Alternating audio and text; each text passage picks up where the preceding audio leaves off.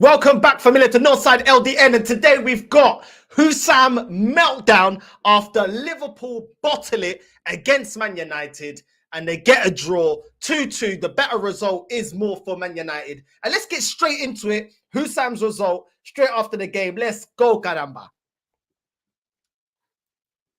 We went from Salah, Mane, Firmino to Diaz, Nunez, and Gakpo, and we wonder why we're crap.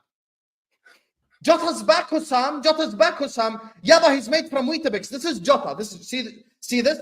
I'm gonna make a sacrifice. I'm gonna sacrifice a pen. Maybe you'll understand. Diogo Jota. Hi, my name's Diogo Jota. Hi, I'm Diogo Jota. I'm injured again.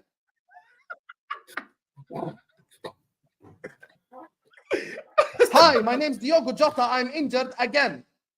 That's who I am. My name is Diogo Jota, and I'm injured again. Apply same logic for Ibrahim Konate. Where is Konate when you need him? Konate is there when you're playing Sheffield at home. Is he there when you need him? United away? No, he isn't. Because you guys wanted all to do Copium because Erling Haaland ghosted at Anfield and you thought that meant Kwanzaa had a good game. He's had enough. Look at his face. He's had enough. He's had enough. He's right, though. What was Kwanzaa doing, bro? The only Kwanzaa I know is the currency in Angola, bro. And those stocks are going down. You know what I'm saying? Those stocks are going down. So I don't know what's going on. Diaz as well. What's going on with that Bruno Mars looking filo da puta? The Colombian Bruno Mars, bro. He was missing. You know what I'm saying? What are you telling me, Dej? Bro, man, I mean, to be honest, it's so funny.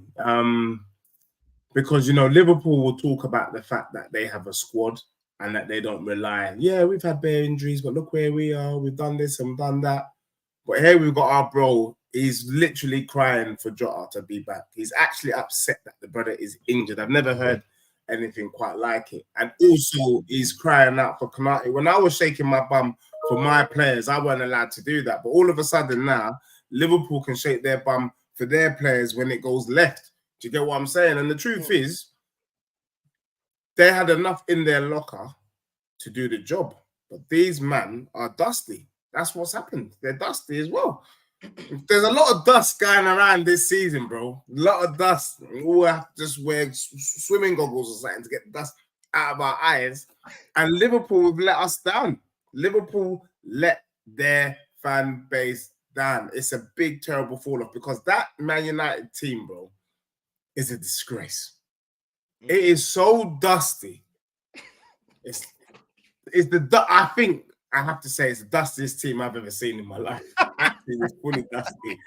Even right, like no one can say anything. The only positive is that Manu, brother.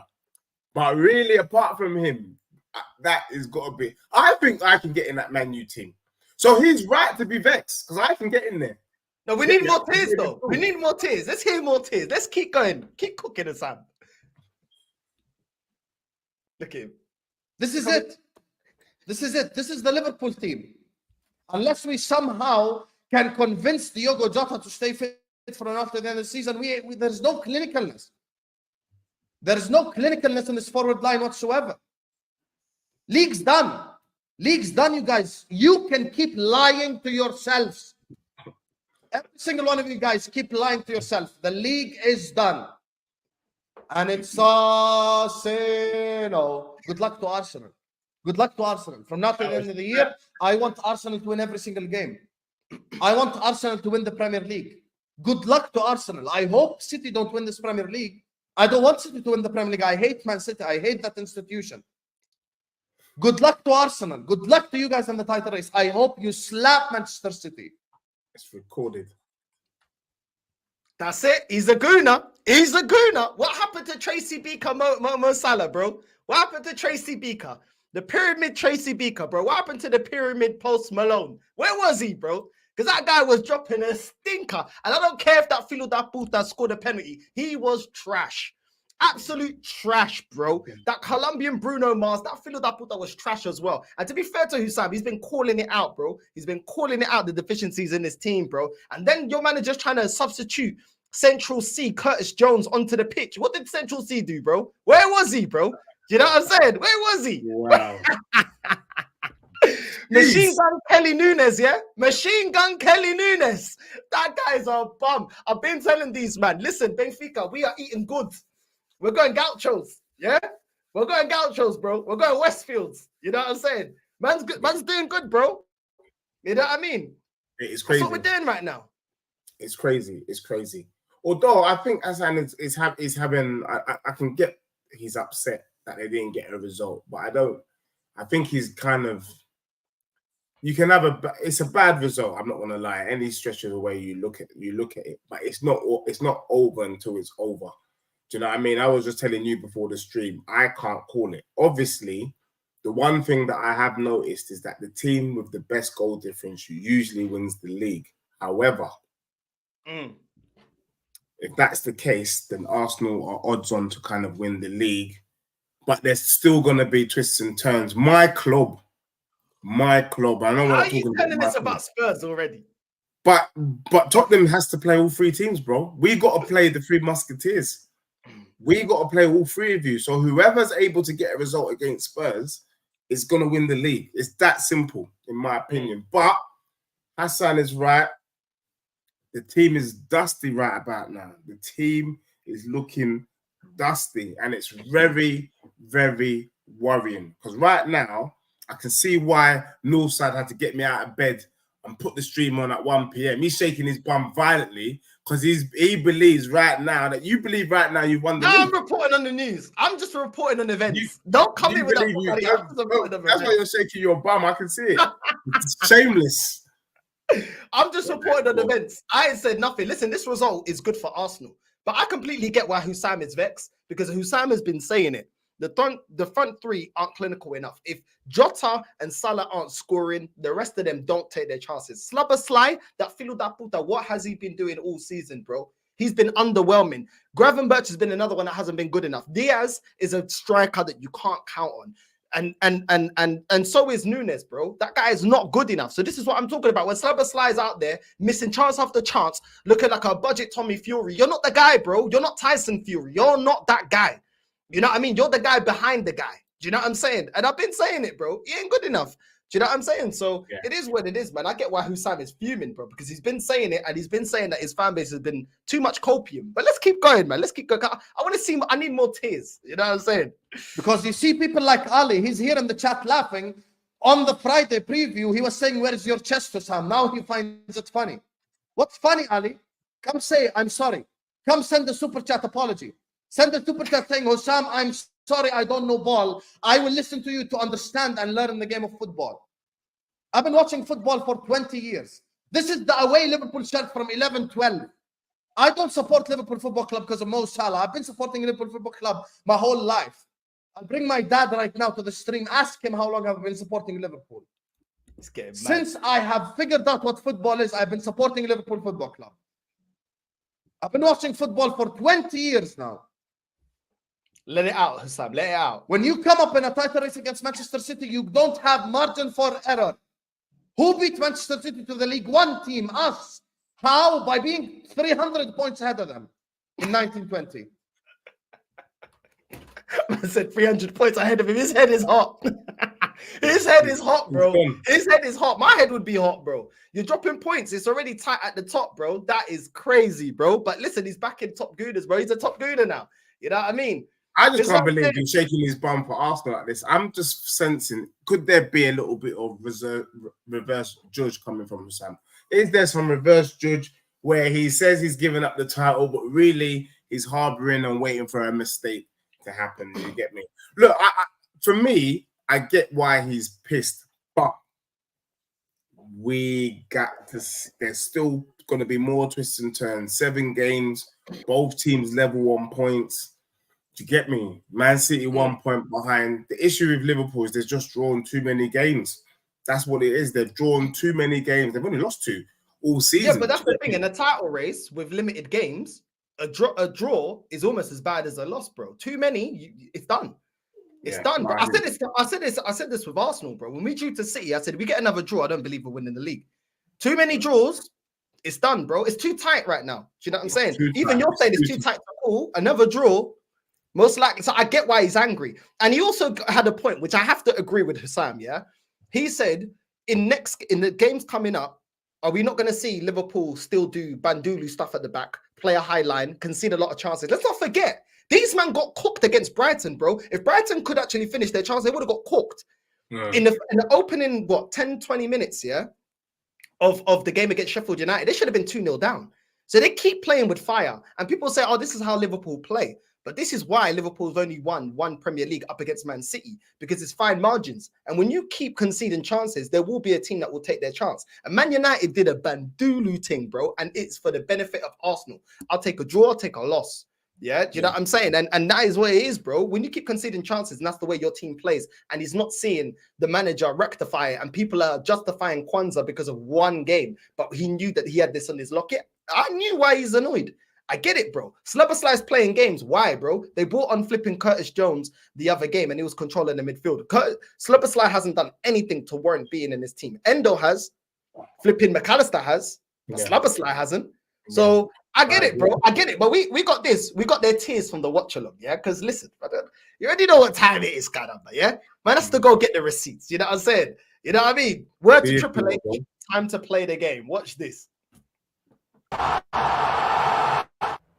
Thing. They've gone for goal. He scored. And he scored a hell of a goal. Bruno Fernandes, ridiculous. Ball's given away. So poor. So poor. Kwanzaa, just a really, really poor pass inside. And Fernandes just hits it first time. And it's a brilliant finish. On. It's 1-1. It's 1-1. His head's hot. It's 1-1. Kwanzaa passed the ball to Bruno. He hits it first time. It's over Kelleher's head and in the back of the goal, and it's 1-1. He looks like the guy from Despicable Me. That's what he looks like. Is a liability and a mistake, and we have conceded. You cannot ride this. I just warned about making the same mistake. I said once as a liability. Thank you. It's fuming. United He just 2-1 turns up. in Kobe and Mainu shoots. just gets the ball, rolls on it, bends it into the top corner, and somehow here we are again, Liverpool. It's 2-1 United. Kobe Mainu with the goal. 2-1 United. Look at him. It's 2-1 United. They just scored. Everyone saw that? Kobe Mainu just scores 2-1 to Manchester United. Kobe Mainu just scores 2-1 to Manchester United. It's over. It's over. Enjoy, you guys. Enjoy. Can we honestly say now Kwanzaa's a liability, or are you still going to keep reminding me of the City game? Enjoy, you guys. He's had enough, bro. He's had enough. His head was hot. Where it was a disgrace, though, to be honest. The way they let them goals go in is I mean, look at the goals, bro. Bruno and Mainu's goal. It's crazy goals, bro, going in, and you just think this is not the time to be conceding such goals. Open season. Liverpool have given a lot of teams hope now with that result because they look too suspicious, and the Liverpool fan base, as you could hear, they know that. They know it now. The wheels could be falling off. I didn't think it was going to happen, but the wheels could be falling off too soon. I gave Liverpool, I said this was going to be their last hurrah. They needed to win this because the fall off, once Klopp leaves, is going to be a lot. We might not see Liverpool for a long time. All this about legacy is all load of hogwash, in my opinion. If they don't get the right man in for the job, it could be long for Liverpool. I didn't really get, like, bro, he's bringing on flipping Gakpo for Nunes. I know Nunes ain't playing well, but Gakpo ain't that guy, bro. He really Yeah, but ain't you know that what guy. it is? It's like, but you have to change it up. It's much of a muchness, but you need to do something because if you damned if you do, Gomez damned for if you Bradley. don't. Gomez for Bradley. What's he gonna offer going forward, bro? You're trying to see the game out. I didn't really get that substitution there. I didn't really get it. And I think he was just trying to shore up shop and make sure they don't lose. That's what it was. I don't know, man. I think he was trying to go for it, but it just didn't work, bro. I don't think it worked because if you're trying Yeah, to but show, those types of changes is not going for it. Then he should have started with them. If he had brought on Nunes, they just need to take their chances, bro. They just need to take their chances, bro. So But you know, Liverpool have always, you know, they've always been like this. They've always been wasteful in front of goal. Them and City. Bro, it's too many chances, bro. They should have been already 4-0 up by half time, bro. The amount of chances that they missed, bro. Slobberslide just so wasteful in front of goal. Diaz, Nunes, there's just too many of them. Salah as well. I don't care if he got a penalty, bro. He was trash. That penalty don't save that performance. That performance was rubbish, bro. You know what I'm saying? It was stinky, bro. Absolutely stinky. So I get why Hussam is fuming, bro. I fully get it. But we've got another one. We've got another Liverpool fan we need to drink the tears. You know what I'm saying? MONTZ, come outside. Look at that. Liverpool 2, United 2. Look at this. Oh, man.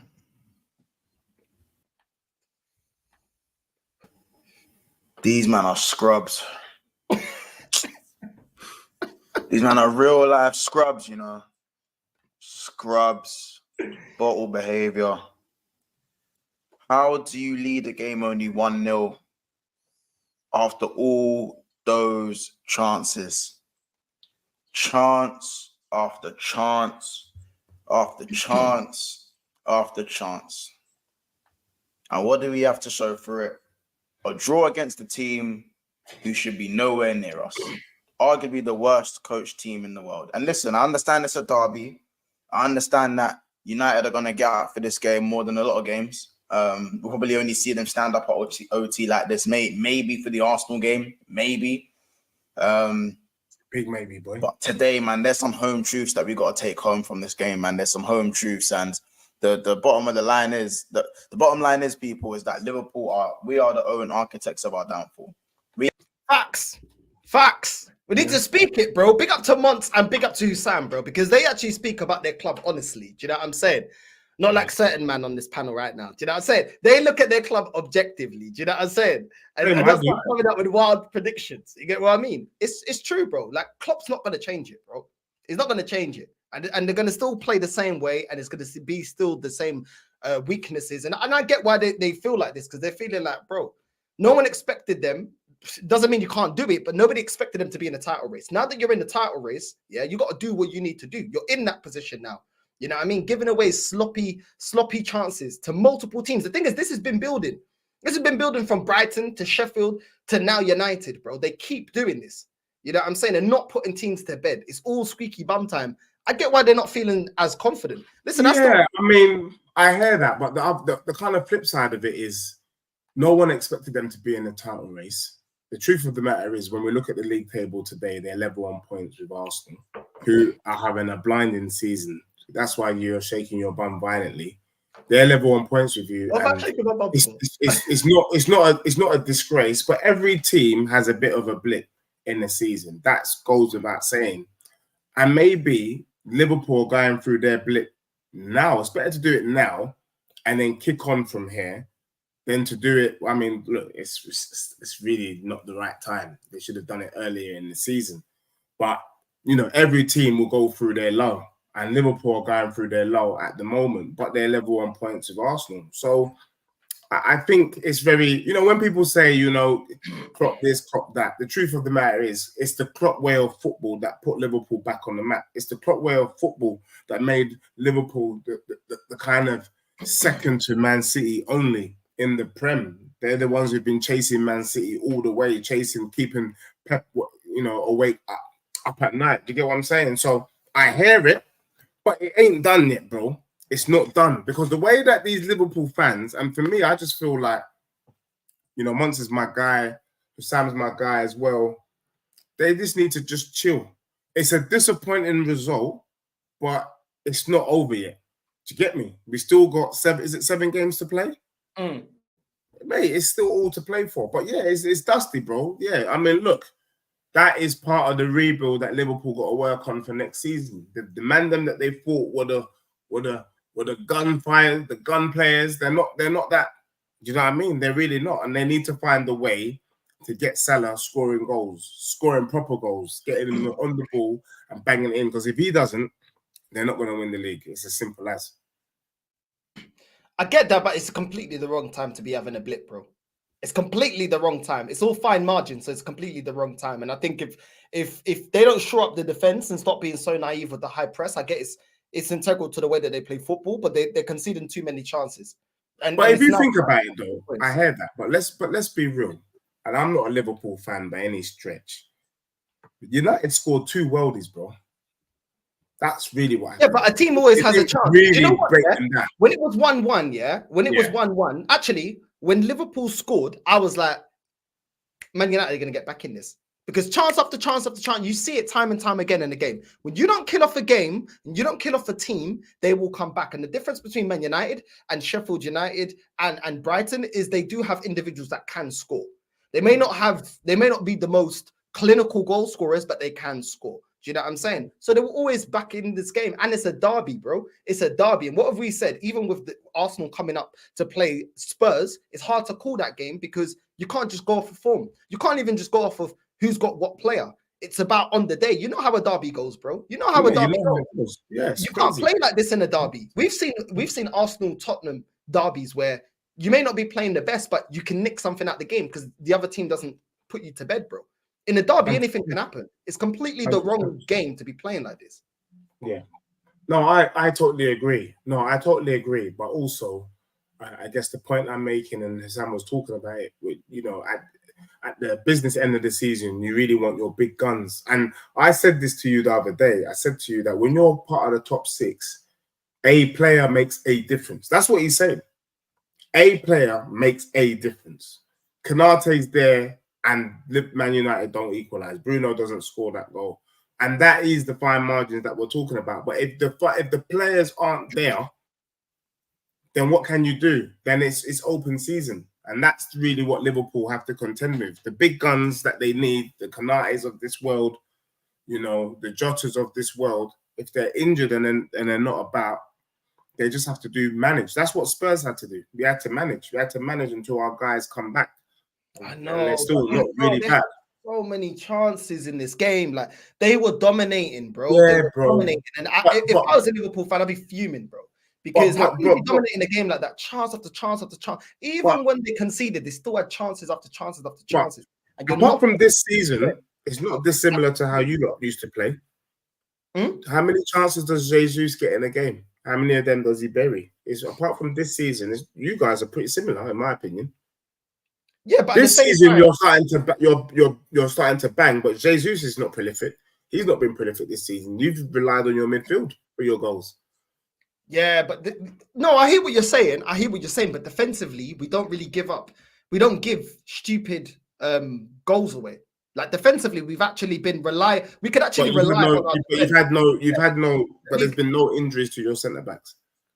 Well, Zinchenko was supposed to be the left back. Yeah, maybe that was a blessing in disguise because since we added Kivior there and brought back Tomiyasu, we're looking a lot better as a defensive unit. I mean, Zinchenko was never the guy. I told you from the day. So but yeah, I hear you. It's not one of our main centre backs that got injured like Konate. Yeah. So I hear you. But we don't play as high line as they do, and they know that they can see chances like that. They've been playing like that for years. So yeah, it's one of them ones. You got, like you said, you got to manage it. And if you didn't go out there and get a centre back that can cover, then that's on your club, that's on your recruitment team, that's on your manager. Do you know what I'm saying? Yeah. This Jota so bad. Trent walks back into this team. The Bradley hype's done now, people. Had an all right game going forward, but in the final third, not good enough. Not good enough. I can't understand for the life of me why these men struggle so much just to put the ball in the flipping net. I don't get it. We keep giving these men life. We should be in a semi-final with Coventry, and we should be 2 points clear with 7 games to go. But no, we're not in the semi-final. We're out the FA Cup because of some bullshit. And of course, individual mistakes, giving teams life with individual mistakes and not finishing our dinner. City should have won the game. Arsenal at Anfield should have won the game. United at Anfield should have won the game. Today should have won the game at Old Trafford. Hey, yo, man. Yo, these men are gonna fuck me up, blood. I swear to God, fam. These men piss me off. I can't be arsed, man. I can't be bothered, man. Architects of our own downfall, man. Told you we ain't winning no title with Nunes as our front man. He's not clinical enough. He's not clinical. He shits himself in front of goal too many times, bro. Jota, please, bro. Come back. I need, please, fam. Please. Please, man. Please. Yeah, it's just... It's still, I beg, come back. I beg. You know what I'm saying? But I hear him, bro. I hear him. That front line, bro, the way that team's been rebuilt, yeah, certain parts are good, bro. Bradley is always going to be inconsistent. He's a young player, bro. He's a young player. We will be getting on to Tottenham, but look at Udogie, bro. Do you know what I mean? For one of the goals, he was to blame. Do you know what I'm saying? He's a young player, but this is going to happen with young players. You're going to get inconsistencies. This is the thing. Bradley, I think, is still a good player. I still rate him as a right back. He's learning, bro. Do you know what I'm saying? But you're going to get inconsistencies. But the fact that your midfield, the only creative player that they have is McAllister. But the thing is, the mad thing is, yeah, because Liverpool press, they always get themselves, as soon as they win the ball back, they always got runners. So they will create chances. It's not even a creation thing. Yesterday, they had the chances. They created the chances, even though McAllister wasn't completely sourcing. But the thing is, they got a front three that isn't as good. Their replacement for Mane hasn't been as good. I've said this before. It hasn't been as good, Yeah, bro. I've been saying that. Do you know what I mean? The only gunman Getting they rid have of Mane was a big boy mistake for them. and there was a counter-attack by Salah where he doesn't even take on his man. Back in the day, Salah, he was through on goal and he burnt out, bro. He burnt out. He literally just had two defenders next to him and they caught up to him. Back in the day, Salah burns both defenders and he goes straight towards goal and scores it. But the thing is, you can't depend on him like that anymore because he's not the same guy. He's still dangerous. Don't get it twisted. You get him in the box, he'll still score. But the problem is, if he ain't scoring, who else is taking up that mantle? Do you know what I mean? Because back in the day, Firmino would chip in. Back in the day, Mane would just do a mad Zerline. Do you know what I'm saying? But right now, the whole burden of scoring goals for Liverpool is mainly on Salah. And when you look at everybody else, Gakpo is not that guy. He's the worst one out of all of them. Diaz is inconsistent. Diaz has been inconsistent all this season. Let's keep it real. Nunes, we've seen when he comes to the Prem, he's struggling. One good season at Benfica. For me, I always said it was premature and I wasn't convinced that he's the guy to come to the Premier League and bag. And that's the problem, bro. Robertson was absolutely una porcaria when it came to his crossing, bro. Going forward, this guy has not been good enough going forward at times. Do you know what I'm saying? Man couldn't cross it past the first defender, bro. That's poor. It's poor, bro. Do you know what I'm saying? Kwanzaa, what are you doing? What are you doing, bro? And the thing is, I hate when I see defenders do that, yeah? Well, to be honest, I don't hate because it's to the benefit of Arsenal. But if you're in doubt, kick it back to the goalkeeper, bro. Kick it back. Just reset the game. You don't have to pass it across to Van Dijk, bro. When you know that Man United are pressing, because Man United were pressing from the first minute, bro. They were pressing from the first minute. They were pressing these, man. Do you know what I'm saying? So why risk it, bro, against a team that's going to press? You know they got runners. You know Garnacho's a runner. You know Rashford's a runner. You know Rasmus was running around like a headless chicken. Why put yourself under that stupid pressure, bro? It's unnecessary. Do you know what I'm saying? But as you said, you know, it was a rookie mistake from a young player, and those mistakes are going to happen. Your doggies had bare them this season, but we still know that he's a baller. Do you get me? Look, the one thing I do agree is that the replacements for the quality that Liverpool lost, they were unable to replace them. Firmino, Gakpo was supposed to be a direct replacement for Firmino. When you think about it, when he plays for the Netherlands, he plays number 10 or he plays up front. And at the time of the World Cup and before that, it looked like and it made sense. Nunes is not the Nunes that we saw at Benfica. This brother, he's the only guy in the Prem to hit the post or the crossbar 4 times in a match. I've never seen anything quite like it. So you can't. He's not a gunman. He's no Salah. And I think I was speaking to someone yesterday. I think it might have been MONTZ. Salah is like Son. You can't be expected to be racing these young guns anymore. He has to play a different role. Do you know what I mean? Maybe he needs to be playing the number 9 and someone else be out on the wing. That's the sort of movement and changes. But as Klopp is leaving, he's not bothered to make those changes. Do you get me? That's for the new manager to do. It's the new manager to kind of move the pieces around. However, given the circumstances, that's going to happen, bro. I'm not going to lie. if Arsenal lost Saliba and Gabriel, and you had Kivio and Ben White as centre back, we would be seeing the same madness. The only thing that you have over Liverpool is that your key players haven't gone missing this season. That's true. That's true. I agree with that. That's true. Yeah. That is true. That is true. But then again, at the same time, it's also down to the manager. If you don't have your starting 11 defenders, yeah, then you need to tell them and instruct them, kick back a bit. Kick back, because we don't have the support that we had before. You know, play. You have to adjust things when you don't have the right players. I hear that, but prior to that moment of madness by Kwanzaa, they were doing all right. They were creating chances. They were doing what they were set up to go and do. They went out to go and win the game. But unfortunately, you can't legislate and you can't control moments of madness. And that's what happened. It was a moment of madness, and that brought Man United back into the game. And all of a sudden, Man United that was getting peppered, they got their tails up like Fox from bloody Sonic the Hedgehog. So that's what's happened. They didn't have that. We are family. You know what I mean? We are family. You know what I mean? Talk about your pain with me. You know what I'm saying? That is calm, bro. You know what I'm saying? We're actually backing what you're saying, so don't worry about it, man. You know what I mean? You're my guy, bro. Don't worry about this. You know what I'm saying? But MONTZ, we must. It feels like a loss. Honestly, it feels like a loss. Dropping 2 points is massive. Arsenal are still moving mad, and it's crazy, fam. It's come. Let's go 2-1 and 0-0 and 1-0. It was men against boys for the majority of the game again. No. MONTZ, if you want to join the stream, yeah, I'll put the link in the chat, bro. If you want to jump on, bro, I messaged you. Shots on target, no shots, no XG. For the first 45 minutes, these men were not in the game. They were chasing shadows. Because they're dusty like two. Oh my days, bro. Oh my God. Is the title race done? No. Listen, we're joint top, and it's only goal difference that separates us. But do Arsenal look like slowing down? And even though Liverpool and Arsenal are doing this beef thing, City are just chilling there. City could just be walking past. MONTZ, look at his head is gone, bro. His head is gone.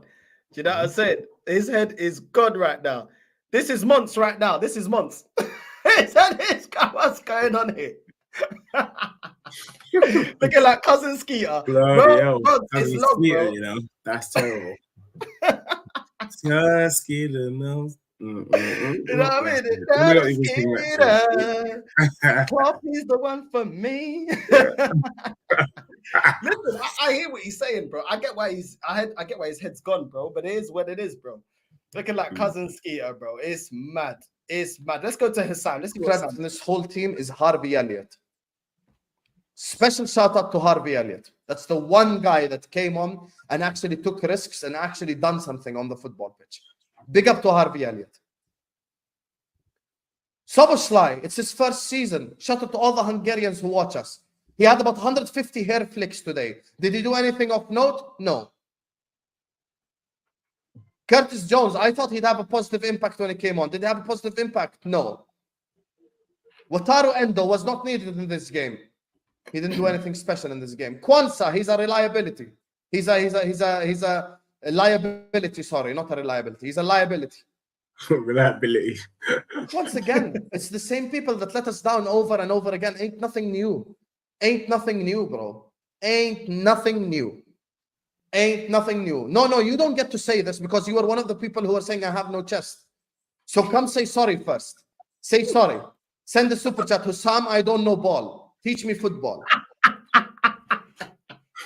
Man, his head is so hot. He's just drawing at the chat now. Now he's like, nah, everyone's getting it now. Everyone's getting it now. I need my receipts. I need my apologies. I have seen Dirk Kuyt score a hat-trick against Manchester United. I've seen Dirk Kuyt score a hat-trick against Alex Ferguson. Liverpool versus Man United is not a game that is played on paper. I've tried to explain this to the people 500 times and they didn't want to listen. The only guy on YouTube to say 2-2 draw. Every single person on YouTube, oh my God, Liverpool are going to slap Manchester United. We've slapped one team this whole year. Bournemouth, 4-0. That's it. We've literally slapped one team this whole year. One team. This whole entire season, we've slapped one team. Bournemouth. That is all. That is all. He's fuming. Look at him. Jamaican saying, Shatta troops, who don't hear must feel. Man, even drawing for the Jamaican sayings, it's like, you know, I'm done. Let me speak in Pata, see if these men understand what man's saying. Does everyone feel it now? Does everyone feel what I'm saying? When I invite LB and Northside later on this week, inshallah, Yeah, are you man. guys going to come in the chat again and say, Hussam, where is your chest? Hussam, you're doing a narrative. Hussam, you're playing a game. I'm not playing a game. I'm not doing narratives. I'm not running agendas. I don't want to be the underdog. I'm not trying to be the underdog. I'm simply stating facts on this team. This front line is not good enough. 1920 Mane, I'd say yes, we'd win the league. Only the 1920 or the 1819 version of him. After that, he kind of fell off a cliff. Imagine we had Sadio Mane from 1920. This game ends 5-0. First half, go watch back my watch along. Facts. Ain't nothing wrong with what he just said. That's all facts, bro. It's legit. It's legit. It's legit. It's mad. It's legit. I can't It's even mad. argue with what he's saying, to be honest. Big up to The his only- son, man. At least he's kept to his word. He's kept to how he feels, and he's not, you know what I mean, started drinking that hopium and started twerking. Do you know what I'm saying? So big up to him, bro. Because there's not enough. Big up. That's a good point. For me, it's just been a shame, though, because I think that Liverpool felt that Diaz was the answer to Mane. And it'd be good to get kind of MONTZ's opinion on that. But because when Diaz first came into the Prem, he was sourcing a little bit. Hence why they felt they could make that move. And then all of a sudden, I think with the family situation and whatnot, he's kind of fallen off, and it just ain't been the same. But they are creating the chances. But yeah, look, I don't know, man. It is long. They're up there. I still think there's more twists and turns. But this is why I've been saying for months now. People keep telling me, oh, their injuries don't matter. You know, that's why it's a squad game. Rare. Well, you're hearing it now. Now, all of a sudden, like I agree with my bro. If you don't hear, you must feel. Because I've been saying it from time that one player makes a difference. Now that the game has changed, one player. Now we're talking about minutiae, the nuances, the details. Do you get me? This is the margins, as we call it, that determines whether you win or you lose. And we're bringing it down to players now, one or two players. So that's really what it is. So people can't talk about the squad no more. The squad don't matter. Who's your best 11? Because now we're saying that if Mane was there, it's a different game. And I've been saying that all season. I lie. That's what we and you've been talking about. What Arsenal have is you've just been fortunate that your two standout players this season has been Saliba and Gabriel. Without them, you'd be singing a different tune. So it is what it is. Let's move on to Spurs, because I know you're waiting patiently to get onto your club, as you say it. You know what I'm saying? We're saying 3-point collectors, yeah? You man still getting in the top 3, yeah? Prediction still on? Look, so I know a lot of people have been drawing me out. So let me just squash this, because everybody wants to know if we're Tottenham still finishing above Arsenal this season. I think it's fair to say that at the moment, Arsenal have kind of, they've done well. Why have they done well? They got the draw against Man City, where I expected Arsenal to lose.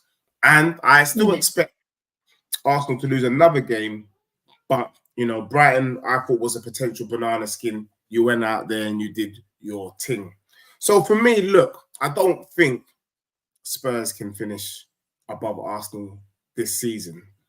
But I think we can finish 4th. And given the circumstances and the context behind it, the new manager, he's learning his players, he's getting used to the Prem. I have every right to shake my bum in relation to that. The other thing is, though, I'm going to have to pivot my prediction. I think if Tottenham beat Arsenal at home, that's just as good as finishing third, in my opinion, because it's showing that we're moving in the right direction. Now, I know Northside, we don't have to finish. Boy, you know what? As long as Tottenham deal with your team, whatever you do after that, I don't give a damn. Really, if Arsenal win the league this season, I don't care. If you don't win the league, I don't give a damn. But I'm expecting my club to give you lot a teaching. I'm expecting them to slap you up silly, to be honest, when you come to our ground. So as long as we do that, I can take that, bro. I can take that. I can walk away with that. I can chill. That's it. But yes. So you're not admitting that your prediction was wrong. You want to use pivot, yeah? You want to move pivot. So you're moving like top tuners. You're moving like top tuners. You're not accepting that your prediction was wrong because you said top. I'm accepting it. No, we were not able to finish. Okay, that's the first one down. The second one down. The fact that you know it was a point of conversation and a lot of Arsenal fans were panicking is a testament to the job that's been done at Spurs. You said you're expecting Spurs to slap up Arsenal. Why is that? If you're now putting some respect on Arsenal and what's going on with Arsenal winning games, crucial games, you expected us to bottle the last couple of games that we had. Yeah. What has Spurs shown you that you're going to slap us up? Because against Nottingham Forest, defensively, Romero was sliding all over the place. Porro got cooked. Anadogi got cooked. You had a lot of defensive mistakes against Nottingham Forest that is nowhere near the level of Arsenal. So where's all this chess coming from? Well, the chess comes from the fact that you mentioned it before. One of the biggest unknowns in football is the North London derby. We could be in a relegation dogfight. The fact is that would be a banana skin. That would be a dodgy game. And I think the way that Postecoglou moves and pivots, he wants our club. He's going to want to show that he's the real deal. He's going to go for that game and we're going to go for your throats. That's it. That's really what it is. That's what it is. We don't have to be playing well. We don't have to be sourcing. But for that particular game, the players are going to be motivated and we are going to do everything in our power to stop you. And that's really what it is. And that's why I think that we can do it. And also, let's bear in mind this. There is no pressure on Tottenham. There is no pressure. The only pressure that Tottenham have is the pressure that we, the fans, have put on our manager. He said, judge me at the end of the season. He didn't set a target. He said, the fans will tell me if they're happy with my ball and happy with the way that we're playing. Well, I can answer that question for you.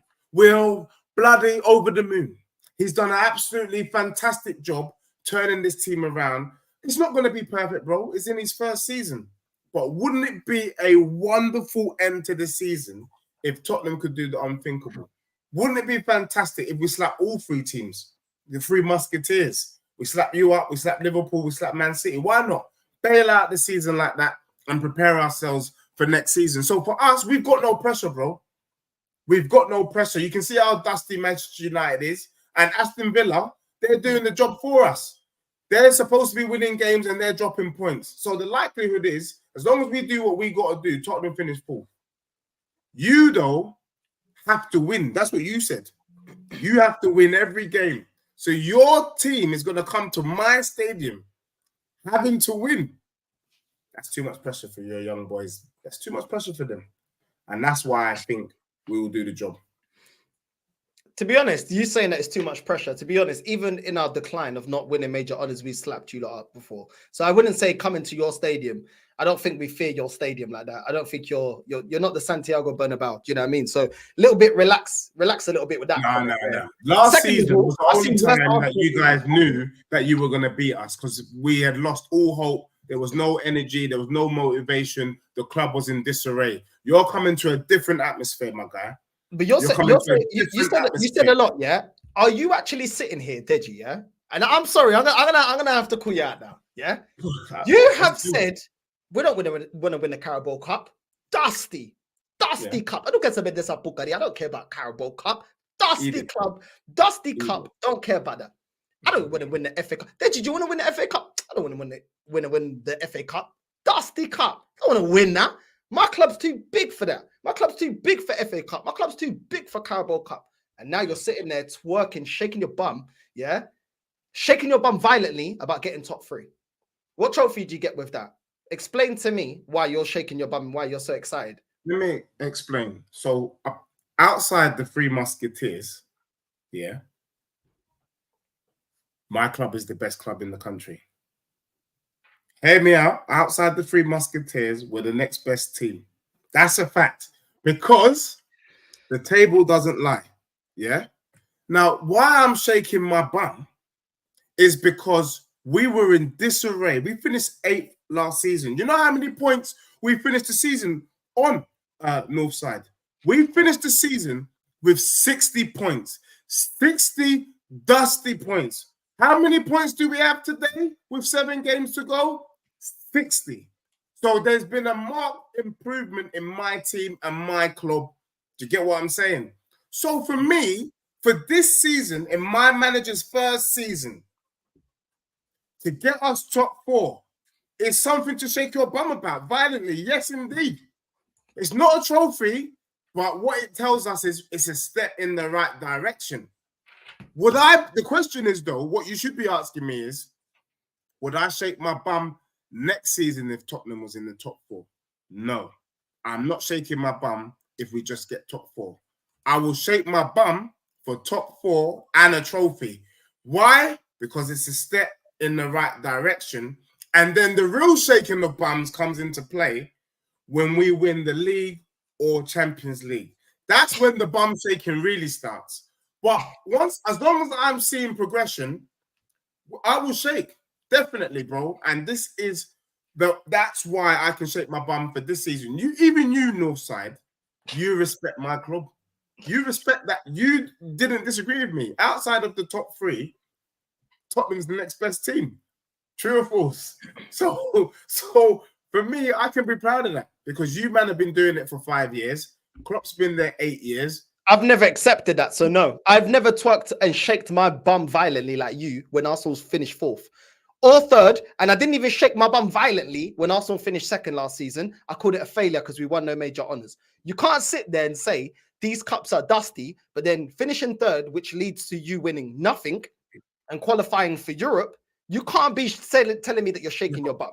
In one hand, I've even said it, yeah. I've told you that at the end of the day, you can be saying, okay, it's the first season we're building. But the thing is, you come out with this chest and you come out talking all this pukaria about, oh, people put respect on my club. You ain't done nothing, which is the same stick you bash Arsenal for. You guys ain't done nothing. You finished 2nd. You didn't win anything. You bottled it. Cool. You're not in the title race, but you ain't won it either. So it's the same difference.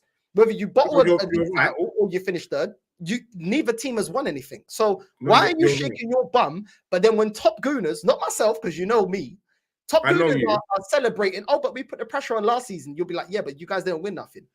Seems like a double standard there. That's all I'm saying. And second of all, you're also mentioning about, oh, my club's done this and my club's done that. Well, let's go back through the season because you lost. You got slapped up against Wolves. You got beat by Fulham. You got slapped up against Brighton. You held 4 against them. You got slapped up against West Ham. You got slapped up against a dead Chelsea, a dusty Chelsea, and you got slapped up by Unai Emery's flipping Aston Villa. So this is why we've lost 7 games. We've lost 7 games in my manager's first season. And all those teams you would label as dusty.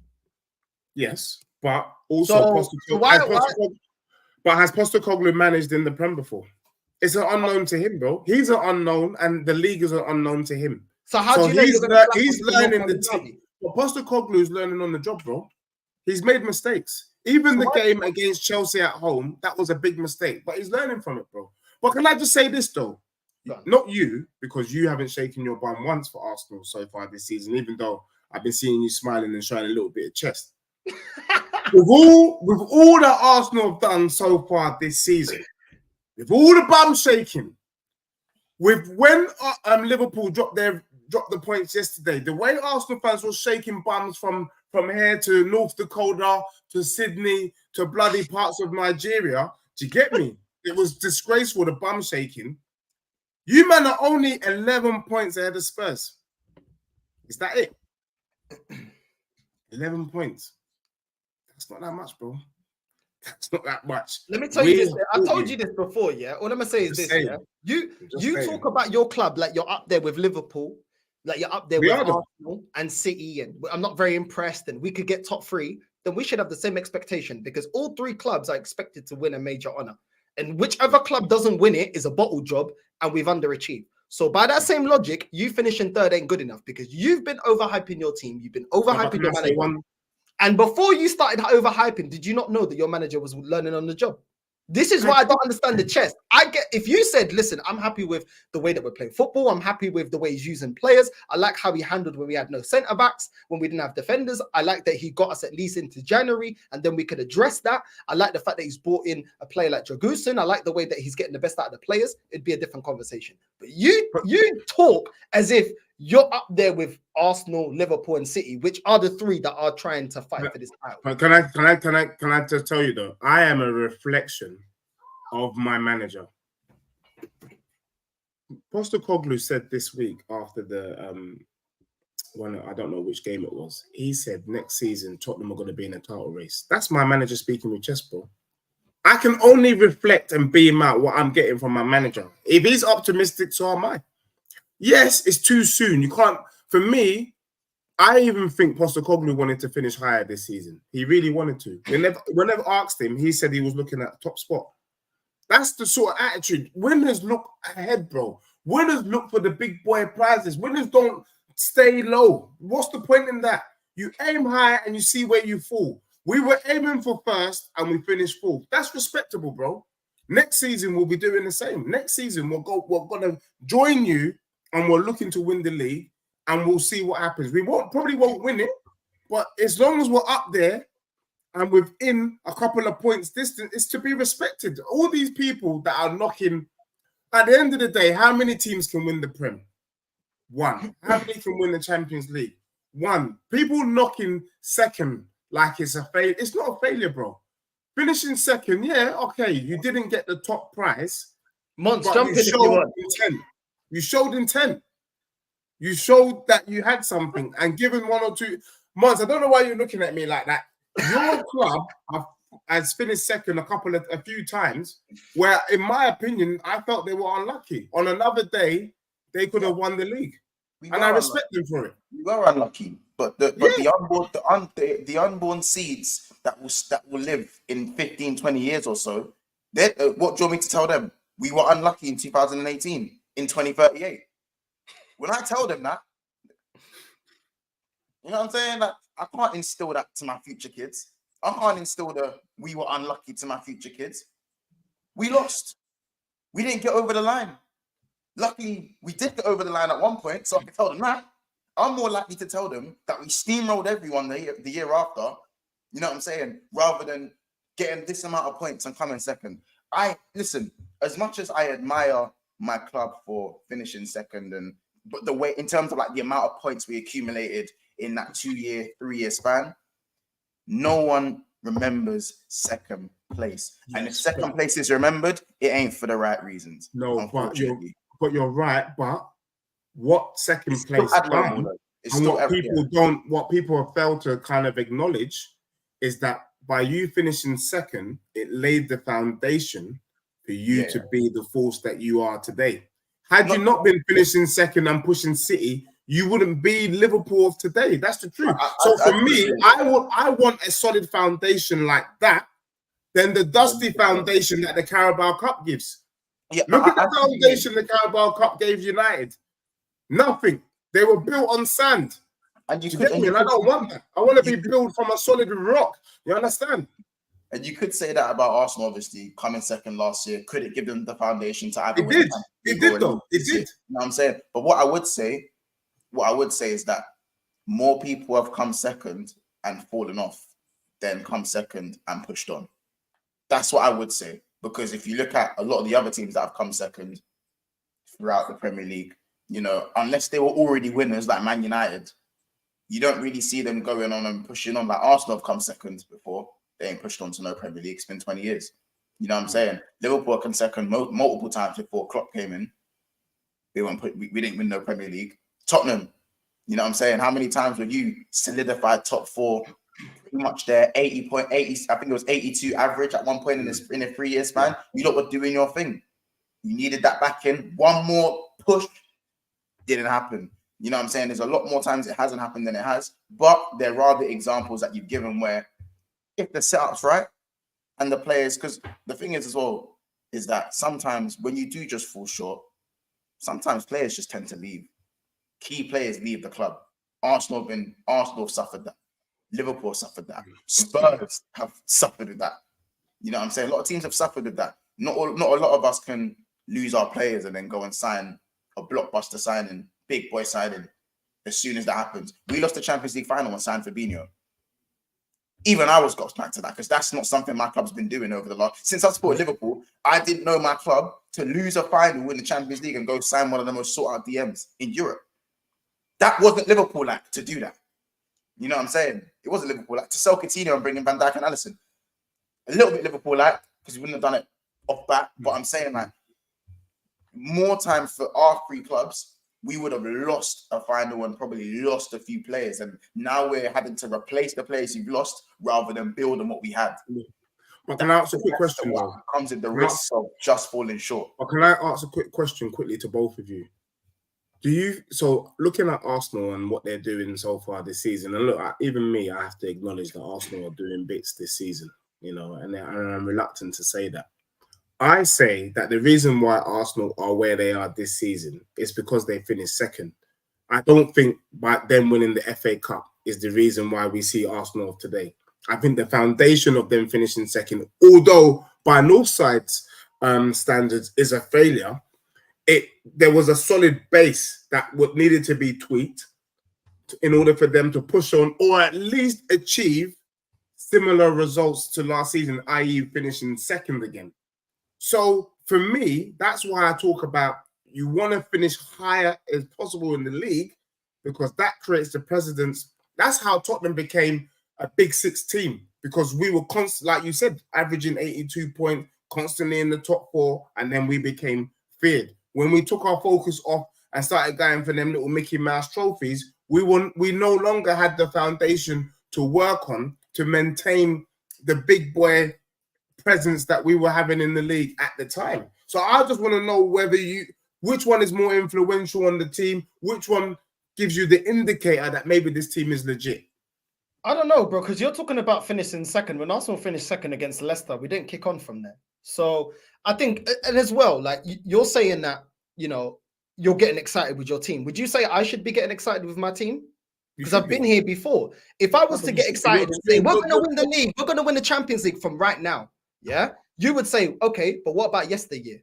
What about what's happened before? What about the fact you ain't got a striker? What the fact about your bench? What about the fact that your manager ain't been there, done there? So I think that's the thing. Like I'm not saying you can't be happy where Spurs are looking better than they were before under the previous manager, but I think sometimes you have to apply a bit of caution.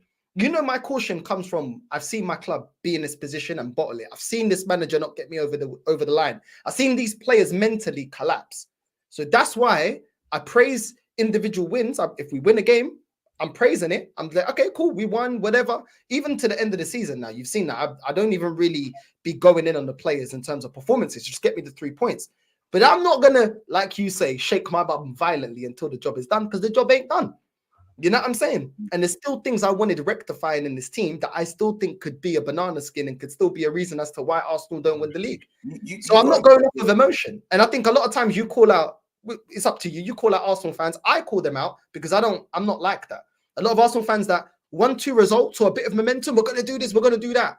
And it's like, keep your feet on the ground. I think sometimes you need to keep your feet on the ground as well about Tottenham. Yeah, no, I get that. But also, for me, I guess Everton just got deducted a further 2 points. Jesus, are you lying? Ornstein bomber. But MONTZ, are you feeling a bit better? Are you a bit more rejuvenized today? No. No, scrub,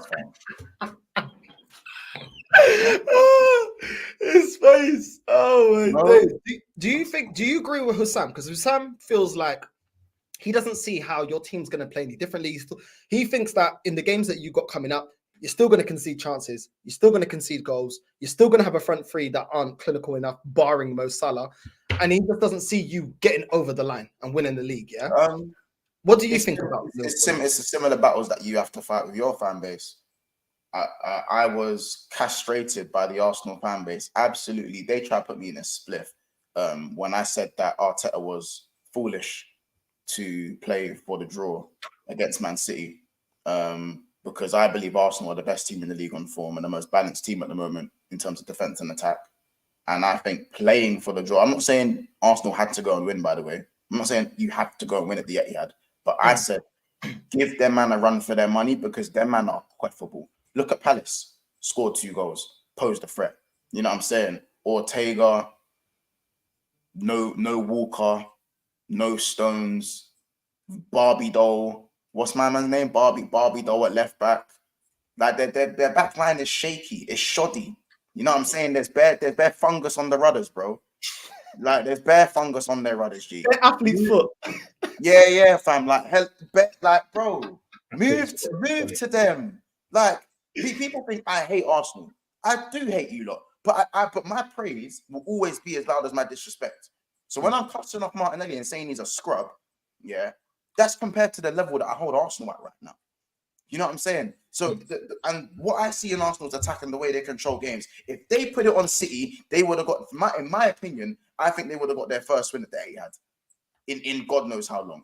Their man are quiffable. Even Villa managed to score a goal and keep it at 1-1 for a bit. Yes, they lost the game 4-1, but Villa's defense is not the same as Arsenal's defense. You know what I'm saying? Like, you guys even had a few opportunities whilst sitting back. So to rock up to the Etihad like you're still in 4th place, like you're some little bro, I thought that was bitch made. I feel like it's an opportunity missed. But that's just, but again, it's always perspective. Some people look at it as opportunity missed. Some people look at it as a point gained. I look at it as an opportunity missed because I feel like Arsenal are superior to City. And same with Liverpool, opportunity missed. Opportunity missed. We're opportunitymissed.com.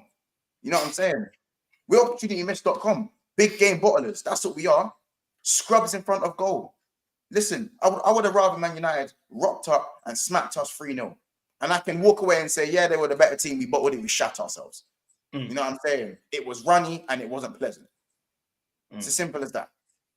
But now I'm looking at my club thinking it's even more painful the fact that we made these men look like kindergarten youths. You know what I'm saying? Like made them look like children. It was men against boys in that first half.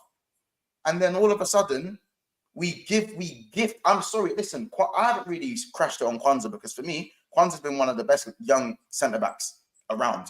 Yeah, like he's been so good this year. But at the end of the day, you got to keep it a buck. That's the Gerrard slip moment. It is. It's not as crucial because again, Gerrard, I think that was game week 35. I believe. I think it was game week 35. So there was less games left of the season and whatnot. But it's still possible, as Deji said, it's not like done completely in it. The one thing I don't agree with Hussam is, and Rom's obviously shared this opinion, is that the league is done. We're top and we're losing on goal difference. The league is not done. Like, if you think the league is done, I just don't know, because if at the start of the season you said, oh, look, would you take Liverpool being on 71 points on game week 31? 1 point above City, tied with Arsenal, and only losing on goal difference. Come on. You know what I'm saying? Goal difference can change in 2 weeks. Yeah. You know what I'm saying? Like, I understand 9 is quite a lot, but it can change in 2 weeks. So it's definitely not over. And that's not why I'm angry. I'm not angry because we're out the title race. Because we're not out the title race. I'm not angry. I'm just disappointed. I'm just disappointed because for me, I don't know about, listen, Northside, you'll know that huge chunks of your fan base would rather you and be second with the pressure off. They would. You know what I'm saying? I've got Arsenal fans still telling me it's not in their hands. Seek validation, avoid expectation for a lot of them. You know what I'm saying? Own being in the driver's seat. It's okay to say we're the best. We need to win. We must. I'm still here sitting Liverpool. I'm still here sitting and saying Liverpool must win the league. If we do not win the league, we have failed, in my opinion. We have failed. If we win and if we win the Europa and the Carabao, it's not a failure in terms of, oh, this is a shit season. But from the position we were in my opinion, there's a large scale failure there. You know what I'm saying? Because of the bro, we've had hella injuries. I think VAR's done a mad thing at times for us, even though it's gone for and against. I think VAR's done a mad thing in the big games. I still look at the McAllister penalty in the City game as a crucial decision. But even though VAR has done this, we've had that many injuries, bro. It's been in our hands. Against Arsenal, we hit the crossbar 5-1-2. 5-1-2 against Man United in the cup. We should easily be playing Forest, and the quad should still be on. Today we had a 5-1-2 at 1-1. It should have been 3-0 at half time. We fifth up City got 5th up at Anfield, and we still walked away with a draw. Come on, man. You know what I'm saying? Hitting the woodwork against Brighton when the score, when we're 2-1 up, only to then concede in the last 8 minutes, getting dunked on by Lewis Dunk. You know what I'm saying? Missing an open goal at 0-0 against Luton Town away from home. It's our fault. We're to blame. We are to blame. We have to look at ourselves. We missed Jota, but we also got to look at Jota for his fitness. You got to look at a man for his fitness. It's all good calling him a gun, man. He ain't even got his gun. And Konate as well, man. It's like you need to rely on those players. I do agree with what Deji said, that like I've always said this, if Arsenal get one of our centre-backs injured, bro, it's going to be a long day. You know what I mean? And I get what you're saying, because you lot have come out the worst period when you were playing the kids. You even put them up against Chelsea. You know what I mean? You had players out of position and all sorts, and you came out of that and still maintained the title run. I get why now that you got a lot of these players back, you expect better. It's only natural, bro. It's only normal for you to expect that. And one thing I rate is that you're not doing what I see top gooners do. Oh, nobody expected us to do it. Because let's be real, yeah, from last season, yeah, a lot of people were saying, nah, Liverpool, they still need more time. You know what I mean? The fact that you got more players for your midfield, everyone thought, okay, new players coming in the midfield is going to take some time. Nobody's really seeing you being in the title race, yeah? I said it from the start. I said, I don't count Liverpool out because I know what Liverpool are about. And I said, I don't count these lot out. I still don't have you lot winning the league. I still got City, but I never counted you lot out. And I said, and the thing is like, you're not sitting there saying, well, we had to rebuild the whole midfield. It still took time. They need to get to know each other. We're rebuilding now, so I can't expect my team to win the league. You're like, nah, we're in the title race. I'm expecting us to get over the line. We're a big team. We're a big club. And at the end of the day, really and truly, you only went behind because your scouting team and your manager allowed your midfield to get old and to the point where you didn't have any other midfielders that could do the job. So really and truly, the midfield decayed under your manager's watch.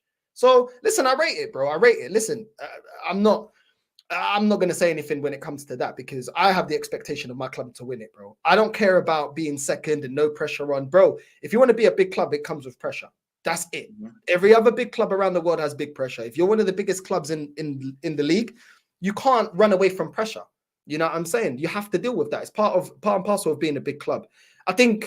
I get what you're saying, why you're frustrated with the Man United, because you guys had so many chances and you didn't kill them off. And I kept saying, I was like, Man United are going to score, bro, because these men always score Bandulu goals. And I even remember Rant saying, out of this running of Man United facing a couple of us that are in the three-horse race to win the league, he sees Man United making one of us drop points. And it just happened to come against you lot. Do you know what I'm saying?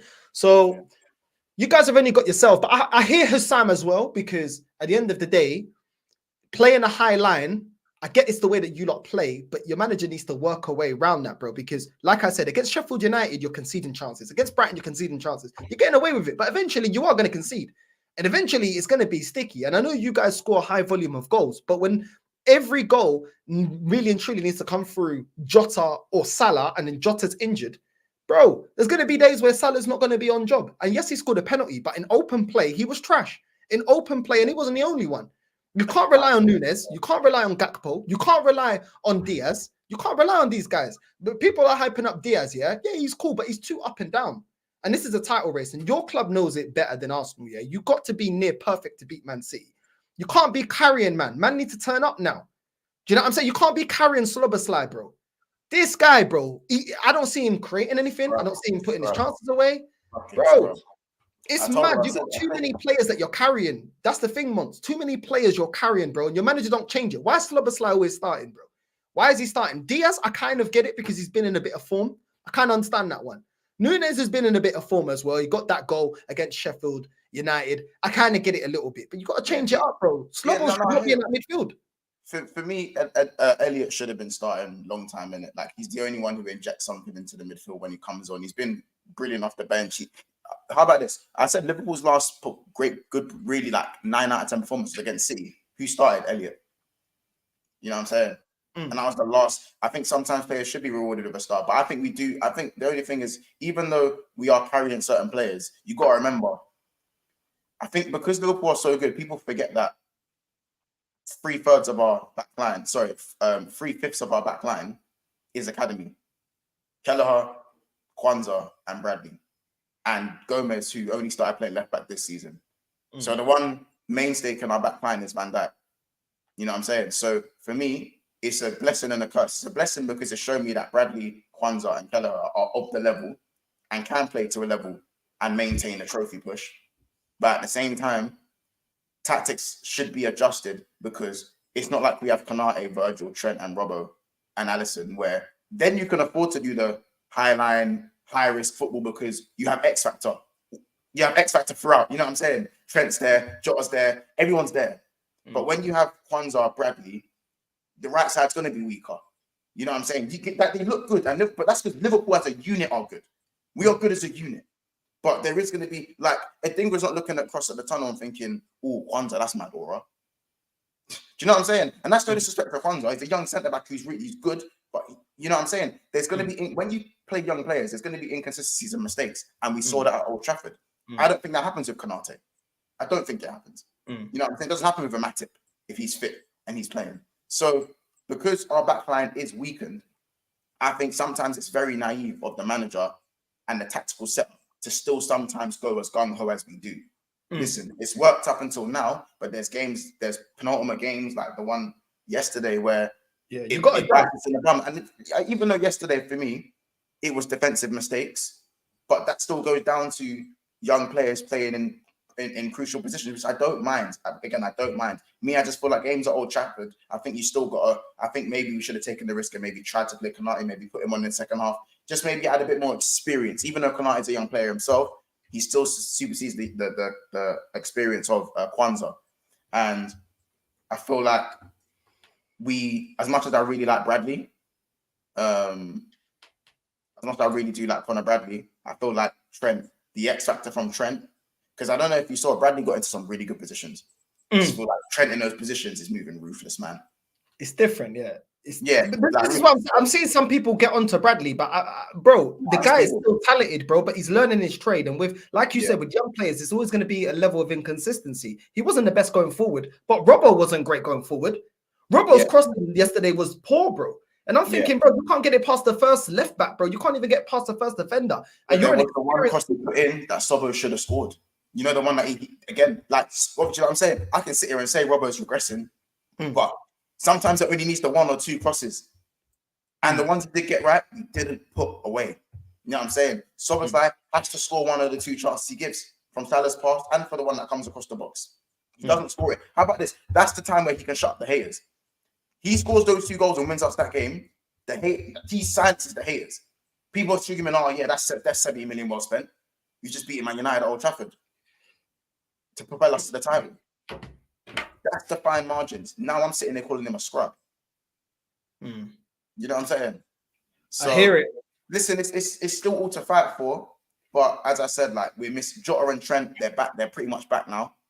So we'll see what Klopp decides to do. And once Alisson's back as well, then I can understand the gung-ho thing. But I feel like certain games we could definitely. And to be fair, I'm cussing the tactics, but first half we did control majority of that game. We did control a lot of that game. It's just in that United game, just to be in front of goal as many times as we have. Listen, if I start talking about Darwin Núñez, I'll just get hot. Man has no awareness. He has no awareness in front of goal. No awareness, bro. Man either scores a worldie, he either finishes like R9 or finishes like Yaya Sanogo, bro. There's no in between. There's no in between, fam. There's absolutely no in between.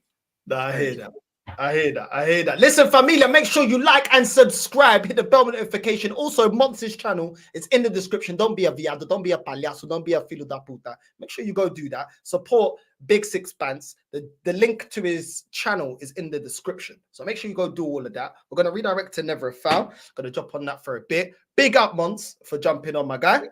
You know what I mean? Oh, by the way, last question. Do you think you lot should have attacked City?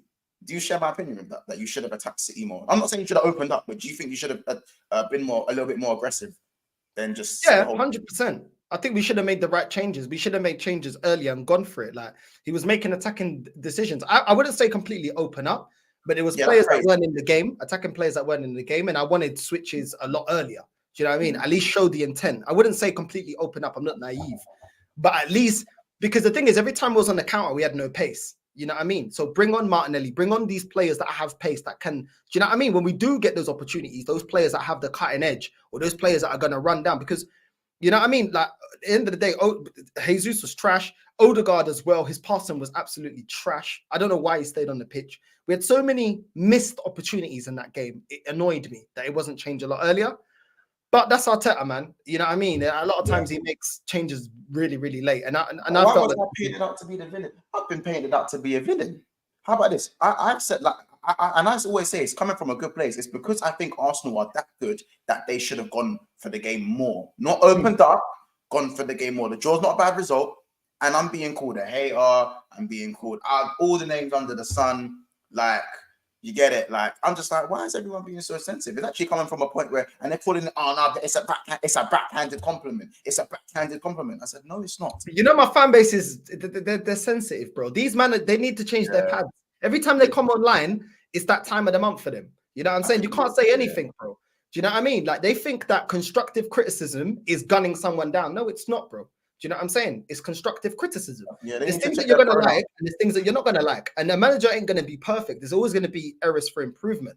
Do you know what I mean? So there's always going to be things that you could say, okay, we got away with it on this day, but on another day, that could be a reason to why we get smoked. Do you know what I'm saying? That's not gunning the team down. That's identifying where we can improve. And the mad thing is, on the all for nothing, this manager, every single game, he would go back and tell the players where they need to improve on. Is that toxic and negative? That's what a manager's job is to do. Tell you about your weaknesses, tell you where you could do better. So if a manager's going to go back to his team with his analysis and tell the team, you need to improve here, you need to do this, and that's not looked as toxic and negative. Why is it for a fan to call out something and say, Zinchenko, you can't play left back. Jesus, you're no good on the left wing. Do you know what I'm saying? Odegaard, you are not releasing the ball fast enough. And a lot of times, you know, like you mentioned, before we wrap up, you mentioned quickly about how the game went against Man United. You said if we got slapped 3-0, you could just say, listen, we were just completely trash. The thing is, you saw the game, there was opportunities there, they were there for the taking, and that always hurts even more. Against Man City, they were there for the taking. We had numerous opportunities, we were cutting through them, and our final ball was poor, our finishing was poor, our build-up play was poor.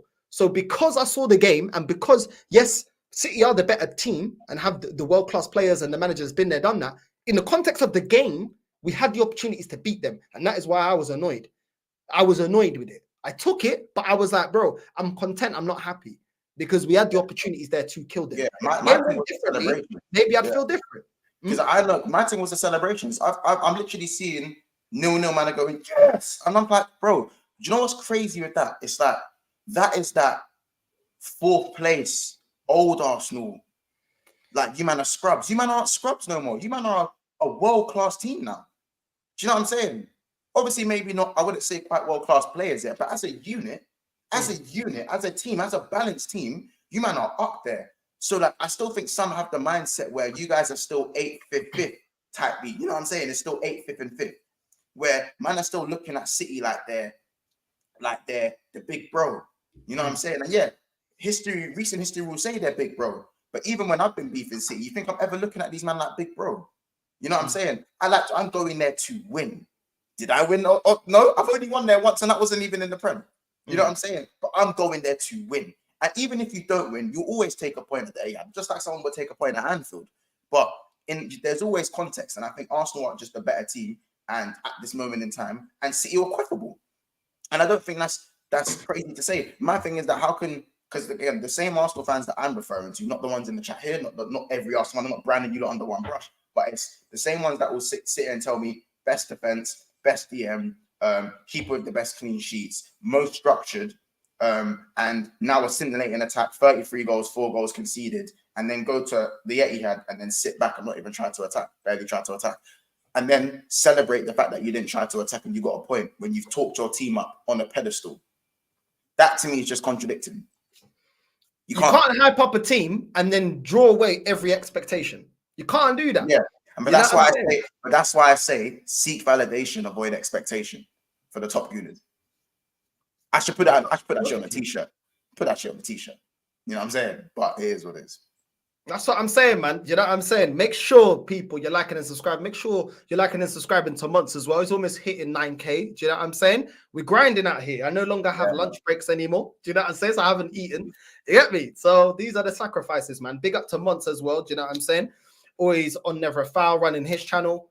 it ain't easy. So listen, if you mess with MONTZ and you want different content, listen, different content creators offer different things. We all watch different. It's a variety, isn't it? Do you know what I mean? So from my clip, you saw how that's prime time. You was broken. Yeah. Man, I take a walk. But I couldn't cook you, yeah. Today I couldn't cook you and Hussam. It was more of a reaction to how you feel. But I can't cook you, man, because you, man, yeah, I respect that. You call your club out. You ain't with this, putting a player on a pedestal and we can't call it out. Yeah, i.e. when Saka dropped a stink against Man City, I wanted him subbed off. You know what I'm saying?